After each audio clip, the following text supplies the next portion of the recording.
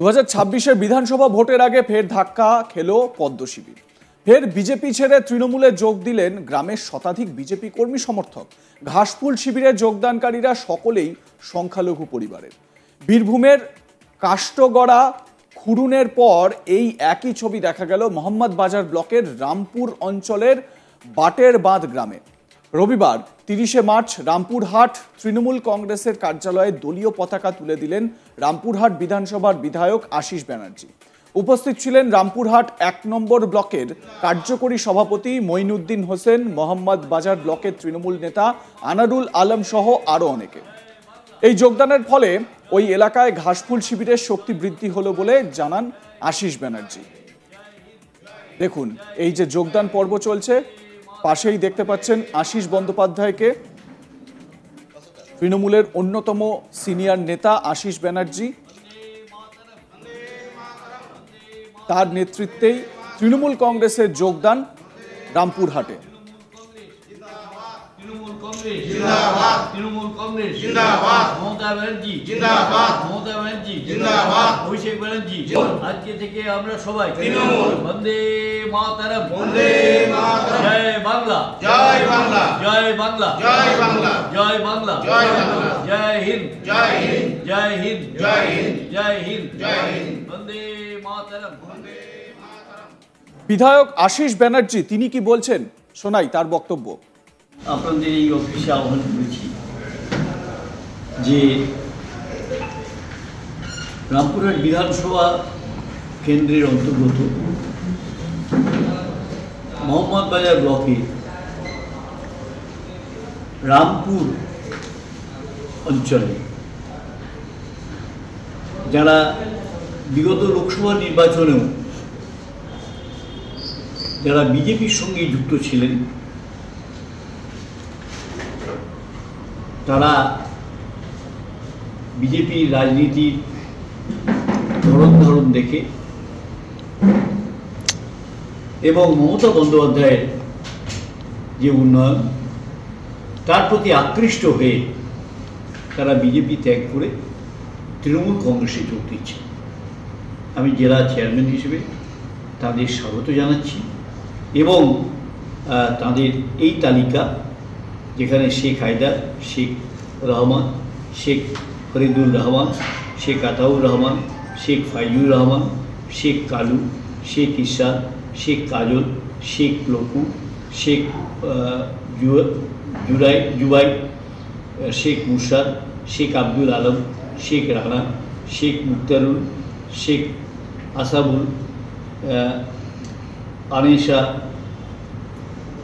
বিবি, শেখ নজরুল হক, শেখ আনারুল, শেখ আব্দুল রহিম, শেখ গুলু, আলিফা বিবি এবং আরও অনেকে, এবং এদের পরিবারের সকল সদস্য মিলে প্রায় শতাধিক তারা তৃণমূল কংগ্রেসে যোগ দিচ্ছে। আমরা তাদের সাদরে আমন্ত্রণ জানাচ্ছি।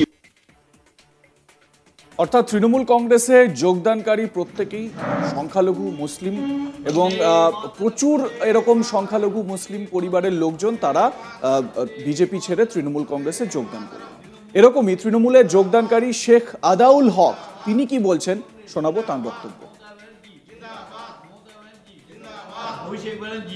আজকে থেকে আমরা সবাই তৃণমূল বন্দে মাতরম বন্দে। আমাদের এই এলাকায় রামপুরহাট 1 নম্বর ব্লক, মোহাম্মদ বাজার 1 নম্বর ব্লক, রামপুর অঞ্চল বাটারপাল গ্রামের বেশ কিছু কর্মী এরা পূর্বে তৃণমূলই ছিল, তো বিভিন্ন কারণে এরা বিক্ষুব্ধ হয়ে বিজেপিতে জয়েন করে 2টো ইলেকশনও পার করেছে। তারপরে আমি ওই এলাকায় যাই, ওদের সঙ্গে কথাবার্তা হলো যে এ দল করে লাভ নাই, এরা হচ্ছে মুসলিম বিরোধী দল বিজেপিটা, আর ওরাও বুঝতে পেরেছে। আমার সঙ্গে দফায় যোগাযোগ করেছিল, আমি সেই যোগাযোগটা আমাদের বিধায়কের সঙ্গে যোগাযোগ রেখেছিলাম। তারা সব নির্দ্বিধায় সবাই বিজেপি ছেড়ে তৃণমূলে যোগদান করার প্রস্তাব দিয়েছিল এবং সেই প্রস্তাব অনুযায়ী আজকে তাদেরকে নিয়ে এসে তৃণমূলে যোগদান করাইলাম। ঘরে ফিরল। আজকে এসছে প্রায় 20-25 জন এসছে, কিন্তু আচ্ছা ভোটার আমরা প্রায় 100 ভোটার, সকলেই সংখ্যালঘু, সব সংখ্যালঘু। আপনাদের শোনালাম তৃণমূল কংগ্রেসে যোগদানকারী এক ব্যক্তির বক্তব্য। তিনি বলছেন যে বিজেপি মুসলিম বিরোধী দল, এটা তারা বুঝতে পেরেছেন, সেই কারণে তারা তৃণমূল কংগ্রেসে যোগদান করছেন বিজেপি ছেড়ে। উল্টো দিকে যখনই দেখবেন বিজেপির বঙ্গ নেতৃত্ব, মানে বাংলার বিজেপির নেতারা, শুভেন্দু অধিকারী থেকে শুরু করে দিলীপ ঘোষ বা সুকান্ত মজুমদার, বিশেষত এই কথা আমরা বলতে শুনেছি শুভেন্দু অধিকারীকেই, তার মুখে বারবার এই বক্তব্য উঠে এসেছে যে এ রাজ্যের সংখ্যালঘুরা, মুসলিম সম্প্রদায়ের মানুষ, তারা মোদিজির থেকে সব রকম সুবিধা নেবেন, মোদিজির দেওয়া আবাসের সুবিধা নেবেন, মোদিজির অন্ন যোজনার সুবিধা নেবেন বা বিভিন্ন প্রকল্পের সুবিধা নেবেন, কিন্তু ভোটের সময় তারা ভোটটা মোদিজিকে বা বিজেপিকে দেবেন না। সেই সময় তারা বলবেন যে বিজেপি হচ্ছে মুসলিম বিরোধী দল।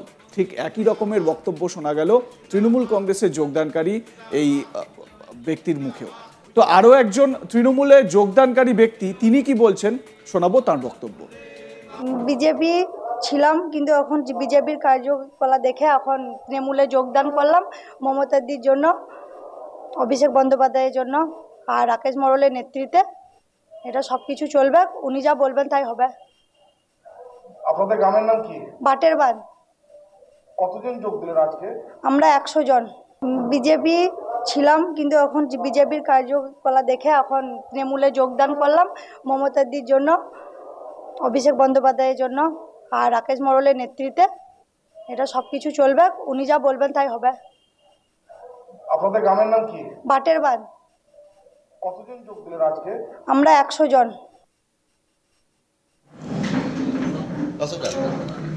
কেষ্টগড়ে এভাবে তৃণমূল কংগ্রেসে যোগদান করা বড় একটা বিষয়, এবং এক্ষেত্রে এই যোগদানের ক্ষেত্রেও কিন্তু একটি গুরুত্বপূর্ণ বিষয় রয়েছে। এতদিন পর্যন্ত কেষ্টগড়ে মানে বীরভূমে অনুব্রত মণ্ডলকেই দেখা যেত এই ধরনের বিভিন্ন রকমের যোগদান করানোর ক্ষেত্রে, তিনিই অগ্রণী ভূমিকায় থাকতেন, অনুব্রত মণ্ডলকে সশরীরে হাজির থাকতে দেখা যেত। কিন্তু ছবিটা একটু পাল্টেছে। কেষ্ট তিহার থেকে ফিরে আসার পর মমতা বন্দ্যোপাধ্যায় যেরকম অনুব্রতকে জেলা সভাপতির পদ থেকে সরাননি, তার জেলবন্দি থাকাতেও তাকে সরাননি, সেরকমই জেল থেকে ফিরে আসার পর যখন দলের হাল ধরলেন তিনি, মমতা ব্যানার্জি স্পষ্ট করে দিয়েছেন যে বীরভূম জেলাতে প্রত্যেক নেতাকে নিয়ে, প্রত্যেককে নিয়ে কাজ করতে হবে, সেই মতো এগিয়ে চলতে হবে।